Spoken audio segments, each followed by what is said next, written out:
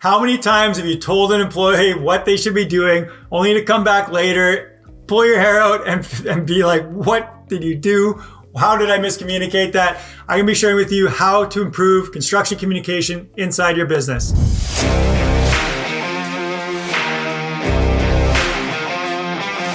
Okay, so let's get right into this. Communication, so paramount in any business, especially construction. You're working with employees, managers, tradespeople, clients. Everybody is on a different level. Everybody likes to communicate in different ways. And it is a sure way to get things done in an inefficient manner without proper communication. So before we get started, give this video a big thumbs up. Sometime in this video, you're gonna hear something, you're gonna enjoy something. If it's brought any value to you, give it a thumbs up. Super appreciate it. Helps me make more content and know what you like. So I'm gonna be talking about employees, managers, and clients, how to communicate really effectively with all three of those different types of people.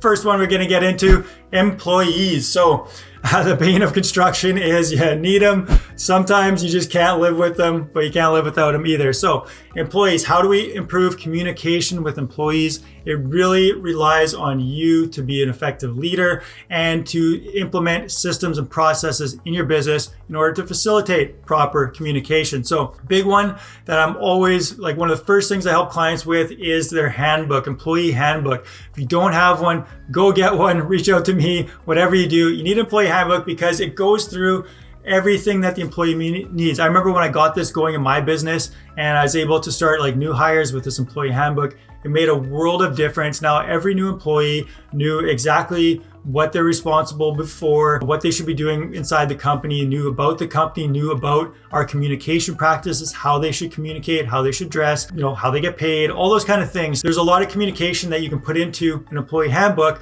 so that you don't forget things. And so everyone has that basic level of understanding of this is how we do things, this is how the business operates, this is how we communicate in the business. So everybody's on the same page. Employee handbook, super crucial. Second thing with employees is training. So if you've never told an employee how you want them to communicate or train them on communication, you can't expect too much because everyone's going to communicate in different ways. They're going to have their own ideas and this and that. So make this part of the training. This is how I'd like you guys to communicate. If you're going to be late, I expect, a text or a phone call or whatever it is, at least half an hour before. If you're going to be sick, if you need something on site, we're running out of materials, this is where you put that. So tell them how they should communicate and what type of communication that you expect from them. And training in general, not just on communication, but their training of how they should be doing their job. That should all be in a training program that you should have. Start small, don't get overwhelmed. But those types of things can be communicated. There's a lot of communication that can be done that doesn't have to be specifically from you as a business owner or from the manager. If you've got project managers or foremen, it can be in documentation or in training videos, things like this. Again, if you need help setting this up, reach out to me. Links in the description below. Final thing on employees is expectations. So what's expected? We mentioned this kind of in the handbook and the training, but really be clear on like what you expect from them for communication. Again, you want them to communicate and the different things, and set this out in a document so that you can give it to them, and everything should be a lot more clear. And if you find that there's constantly things that are being miscommunicated or issues or problems that are coming up due to miscommunication, that's a golden opportunity to figure out, why this is happening. Go upstream of like, why is this happening and why is this problem, now coming downstream and being an issue. Quick pro tip on communication: when you are telling an employee like how to do something or asking them for some sort of information or whatever, ask the question like, can you walk me through that? Or like if you just asked them to frame a wall, or like, can you tell me how you're going to do it, right? I just want to make sure that everything's clear between us. It's not because I don't believe you can do it. I just want to know that your process and make sure that you understand things, so that if something is miscommunicated, that I can change how I communicate. So something to that degree, but ask them a question and ask them to explain it back to you, and that'll often help you, because when you're talking, you're it makes sense in your head, but when it comes out your mouth and goes through someone else's head, often things are, misconstrued and they don't understand it the way that you think that they understand it. So that's employees. Moving on to the second one, just making sense. Can you see how this could be useful, or how really it's fairly easily once you have these systems in place to facilitate really high levels of communication. Second one is managers. So eventually, your managers, you're going to have a lot of managers. You may have a general manager who's going to be managing your managers. So whatever level you're at business, even if this applies to you as you are the only manager in your business, you're going to need systems for communication. So apps are really good. I like Slack. There's a whole bunch of them out there. Maybe a project management software that has messaging in it, but you're going to need different systems to facilitate communication, whether it's phone, email, some sort of apps or messaging. But you should have these systems put in place, and again, train people and maybe put in the handbook of how they're supposed to use those systems to facilitate communication.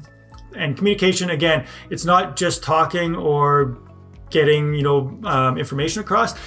It could be things like your project management software, like schedules, ordering lists, budgets. So there's all this stuff that the communication is that they have access to the information. So yeah, having these information systems available so that they don't have to call you and ask you, what's going on, or what's the schedule, or when am I supposed to do this, or when am I supposed to do that? They can go somewhere and find that information. Responsibilities are huge. So who is responsible at the end of the day for getting something done? Who is accountable? Having this kind of conversation with managers is super important so that balls don't get dropped, things don't get missed. Are they supposed to put together a punch list? Are they supposed to, call trades? Are they supposed to, whatever it is, what are their responsibilities? What's their expectations again? And having those things in place and concrete and in a document helps solidify who's responsible, make sure that communication is not missed. And then finally, leadership. So if you have managers, even if it's a foreman, or even if you have like two guys or one guy, everyone is generally a leader and is going to be able to lead themselves, but lead other people.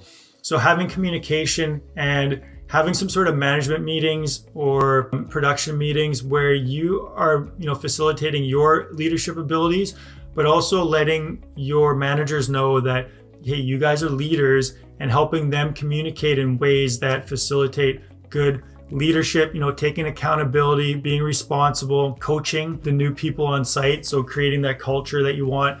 So those types of conversations are all super important, and is like a higher level of communication. There's like, hey, this is how you build a house. This is how you, lay your pipes. This is how you run electrical. But this is how you lead people. This is how you coach people. This is how you train the other employees. This is how you enable employees to show up on time. This is how you tell me if someone's dropping the ball or not living up to the production standards of our company. So, be bold, ask questions, and communicate at a higher level beyond just the how-to, but really get into, some of that interpersonal and development type stuff. So that's managers, very important part of communication. Number 3, so final point we're going to touch on, and really super important, is clients, of course. Like, communication with clients will make or break a business. Their experience they take away from your business is largely in part to communication and the trust that you set up through your communication. Lack of communication, often low trust. High communication, often high trust. Clients can feel that. They will pick that up really quickly. And one of the big complaints from a lot of clients, of course, is, my contractor doesn't communicate with me. I call him, I text him, I don't know what's going on. Yes, they can be burdensome, but having, again, like a process and a system, and having a conversation with clients of like how communication works in your business and what they can expect from you can, nip it in the bud very early with those clients that really want to always be involved and are really super, for lack of a better word, about, all the little details and just everything. But being clear from the beginning of what they can expect, like if you call me and I miss a call, expect that I'll call you back that same day or within an hour or whatever. Weekends and evenings, I won't be available by phone generally. So if it's emergency, this is who you call or whatever, so that, again, expectations, right? Setting expectations. So clients, first thing is dashboard. So have a dashboard portal for them. Generally, you can have project management software or some sort of site that's set up. They can see their budget, their estimates, pictures of the project possibly. Schedules is a big one. Probably not like the daily schedule, but overarching schedule of like phases or parts of the project, depending what you do. Any payments that have been made, contact information, complaints, like an input form for complaints. So by having a portal and dashboard set up for your clients, now you've enabled them to kind of self-serve as far as like finding out information and figuring out stuff and putting, an input form or something like that, so that they're not constantly calling you or texting you or telling you every little thing like, hey, guys didn't show up. It's been like half an hour since you said that they would get started every day and this and that. So that's another expectation thing. And just as I mentioned that in employee handbook before, you should have a what to expect document or like a welcome letter document that kind of outlines how your company operates. Guys may come and go throughout the day. They sometimes have different projects or emergency comes up, or they're only available half the day. So that is normal. We need access to your home essentially throughout the working days. Whatever it is, you can expect, dust, or we'll clean up, or this is how we operate. So all those things, like setting those expectations early, so that when you move into the construction portion of actually doing the project, they already know what to expect. It may not be exactly what they want, but at least they know, like, they communicated with me. That's fair. I understand it now. So super important. Again, that's a document that you can share, and it doesn't take a lot of your time, but it will be huge benefit to your clients and to yourself. Weekly updates again. So I'm going on, but there's a lot in client communication, so paramount, and it's a way for you to really differentiate yourself from the competition and provide amazing client experience, because honestly, the bar is set kind of low for communication in construction. A lot of guys and clients don't necessarily, they expect a lot, they want a lot, but they don't always expect it just because of the kind of the reputation of the industry. So this is your chance to stand out, really shine, really stand out, and become, a premium name in your industry. Weekly updates. So if you are like a general contractor, remodeler, home builder, your projects, large commercial projects or something like that extend, months to even years. Weekly updates. So this week, this is what we got done. These are some issues that came up. This is where the budget's at. So just very high level, but this lets them know, again, every week my contractor is going to be telling me what's going on. So I don't always have to phone them, or I don't have to worry about, what's going on site, or, what's happening, or, if issues are coming up. If there are issues, you want to communicate those early and right away. You don't want those to linger, them to figure it out, later, and then it looks like you're trying to hide it or something like that. But the weekly updates is like a recap, high level, what happened that week and what's happening next week. So they know oh, next week this is going on. So they're prepared for it, setting expectations yet again. Calls are super important. It's very easy nowadays to hide behind, text messages and emails and back and forth. Emails and text messages, they don't convey emotion. They don't really there's all those nuances, right? Of when you're speaking and presenting or talking with someone, there's all those things, and you just get more familiar, and it's way better experience when it is a phone call. Not that you can't text and email, but phone calls generally solve problems a lot faster and are just an extra higher level of communication with clients. Follow this up with an email, especially if there's something specific that was discussed, because you don't want it to bite you in the ass later where it's yeah, we talked about that on the phone. Well, I don't remember that, or you didn't mention that, or you said it was only going to be $1,000 and now it's $3,000. So what's going on? And if you don't have an email or a text message, you can't go back. So follow up your calls with an email if there's really important, pertinent information or things that were promised from you. And then finally, just be transparent. So even when things go wrong or stuff, whatever, you're going over schedule, over budget, something happened, basement got flooded because your plumber, forgot to turn off the tap or whatever before they left. So whatever it is, just be transparent. Tell them what's going on. This may be, a bit of a hit to your ego or make you have an uncomfortable conversation. But again, it boils down to that trust and the client. I would say 95% of the time, even with bad news, if you bring it to them early and you're just level with them, they will be obviously you don't like this, but I understand it. They appreciate you bringing that information to them. I've been through a lot of those hard conversations.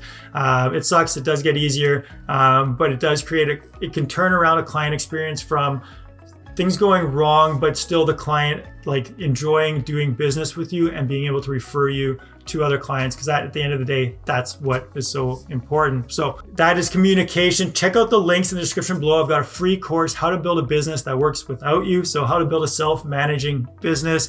Sounds like, maybe far off thing, but with proper systems in place, you can get there. It's a free course. Check it out in the link in the description below. And as always, lots of great videos coming up here to help you grow your contracting business.